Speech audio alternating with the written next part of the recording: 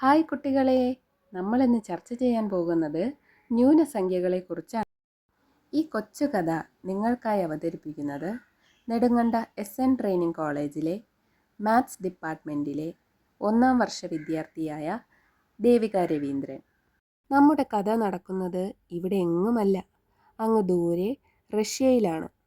ഡിസംബറിലെ മഞ്ഞു മൂടിക്കിടക്കുന്ന വെളുത്ത പാതകൾ, മരം കോച്ചുന്ന തണുപ്പ്, രാവിലെ 8 മണി.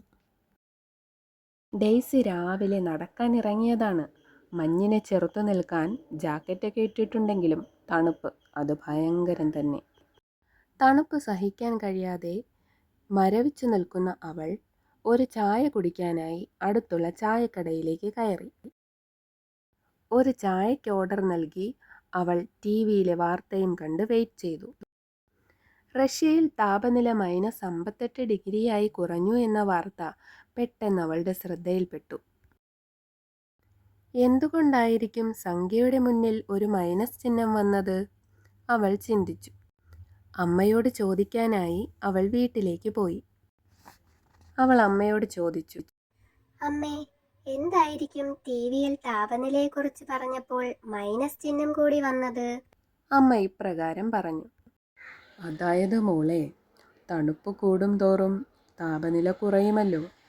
അത് കുറഞ്ഞ് 0-നേക്കാൾ താഴെ പോയാലോ സംഖ്യയ്ക്ക് മുന്നിൽ മൈനസ് ചിഹ്നം കൂടി വരും. അവൾ അമ്മയോട് ചോദിച്ചു. അപ്പോൾ -58 ആണോ -59 വലുത്?